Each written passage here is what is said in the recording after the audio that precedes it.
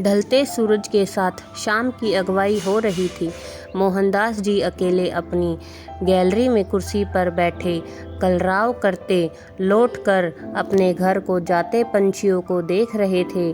उनका एक साथ उड़कर चहचहाना, झुंड के रूप में एक साथ उड़ना उनको मानो कुछ याद दिला रहा था।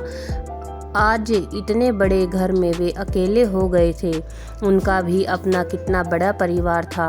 वह बहुत बड़े सरकारी अधिकारी थे। नौकर चाकर, सरकारी गाड़ी, सब कुछ उनके हाथों में था। परंतु उस समय उनको परिवार की अहमियत समझ कहाँ आती थी। उनकी पत्नी राधिका और 4 बच्चे से भरा पूरा घर मानो खुशियों से महकता था। परंतु उनका अहंकारी दबंगपन, अपने ऑफिसर होने का रुतबा ऑफिस के साथ घर में भी चलता था। जब तक घर में रहते थे, बच्चे अपने अपने कमरों में छुपे रहते थे। उनका बात बात पर हर वक्त टोकना, झिड़कना, किसी के सामने भी उनको कुछ भी बोल देना, यहाँ तक कि घर के नौकरों के सामने भी उनसे रूढ़ व्यवहार करते थे। उनकी पत्नी राधिका तो अक्सर सुन लेती थी, परंतु बच्चों के मन में उनके प्रति सम्मान की भावना खत्म हो गई उनके बड़े होने के साथ साथ। परंतु राधिका अपने बच्चों को हर वक्त सुसंस्कार ही देती, उनकी पढ़ाई के साथ उनकी हर ज़रूरतों का ख्याल रखती थी। पिता के कठोर अनुशासन से चिढ़कर बच्चे जब उद्दंड होने लगे तो उन्होंने उस माहौल से दूर रखने के लिए जिद कर सभी को हॉस्टल में भर्ती करवा दिया। हालांकि इसके कारण उन्होंने अपने पति के हाथों मार भी और डांट भी खानी पड़ी। वह जिद पर अडिग रही। हार कर मोहनदास जी बाद में कुछ नहीं बोल पाए, पर उनका रवैया नहीं बदला। चारों बच्चे जब भी छुट्टियों में घर आते, उनसे प्यार भरे 2 बोल सुनने को तरस जाते, परंतु वह कभी उनको बिठाकर उनकी पढ़ाई या वह कैसे रह रहे हैं, उनको कोई तकलीफ़ तो नहीं, कुछ नहीं पूछते थे।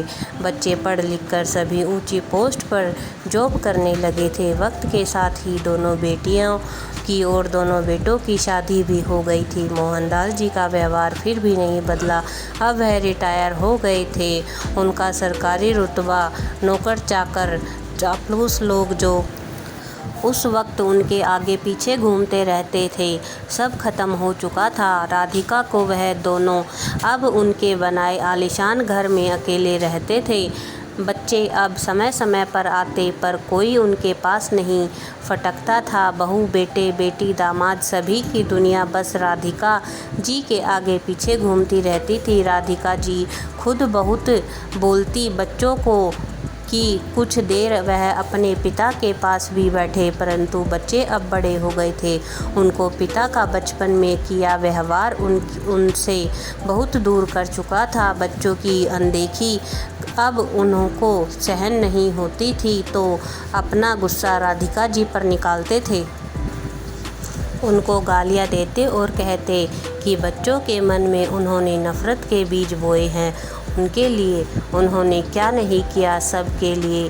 पर आज सारे बच्चे उनको इग्नोर करते हैं, परंतु उनको अपना किया व्यवहार कभी याद नहीं आता था।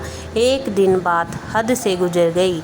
उस बार दीपावली का त्यौहार था, साथ में ही उनकी पत्नी राधिका का जन्मदिन भी था।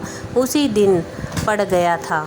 इस कारण उनके चारों बच्चे परिवार सहित आए हुए थे, क्योंकि वह सभी इस बार दीपावली के साथ ही उनका जन्मदिन भी धूमधाम से मनाना चाहते थे।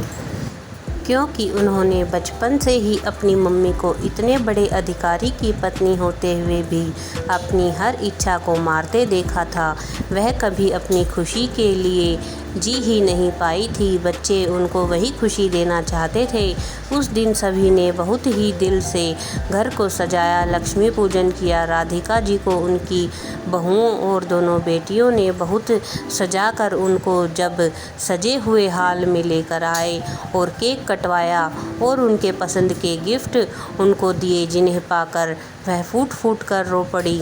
आज उनकी हर ख्वाहिश जो पूरी हुई थी, परंतु उस उम्र में आकर जबकि उनकी सारी इच्छाएं मन में दफन हो चुकी थी, आज बच्चों ने खुद ही उनके पिता को भी बुलाया था मां की खुशी में शामिल होने के लिए, परंतु उनका अहंकारी मन पत्नी के लिए बच्चों का प्यार स्वीकार नहीं कर पाया और उन्होंने उस दिन भी खूब सारी शराब पी और राधिका जी को जन्मदिन की बधाई देने के बजाय उनके पास जाकर उनको कोसने लगे, गालियां देने लगे और कहने लगे, वाह खूब जन्मदिन मना रही हो, जिन बच्चों को मेरी कमाई के बलबूते पर पाला, आज खुद तो कुछ कर नहीं पाई पर उन बच्चों की खुदा बन गई और मुझको सबके बीच गया गुजरा इंसान बना दिया।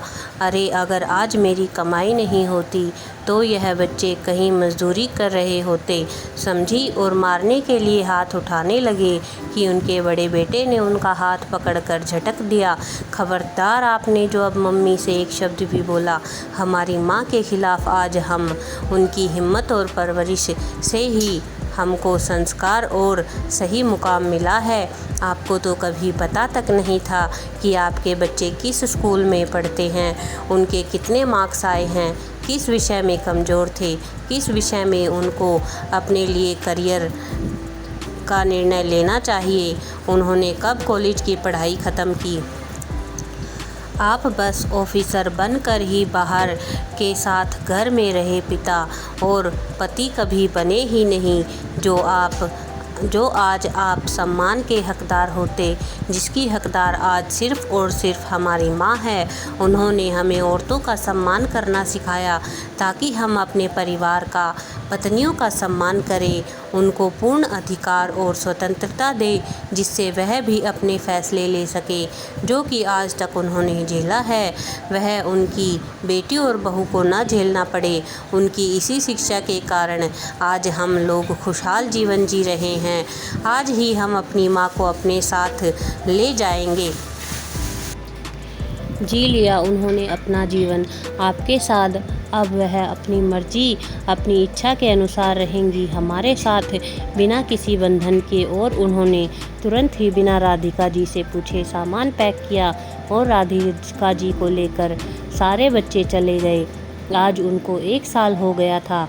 थोड़े दिन बाद फिर दीपावली थी, पर उनके घर में अंधेरा था। आज उनको समझ आ गया था कि कितने भी बड़े पद पर रहो, मान प्रतिष्ठित रहो, पर घर में, परिवार में एक सामान्य इंसान बनकर रहना चाहिए। मित्रों, आपको आज की कहानी कैसी लगी? यदि आपको कहानी पसंद आई हो तो चैनल को सब्सक्राइब करें, वीडियो को लाइक और शेयर करें। धन्यवाद।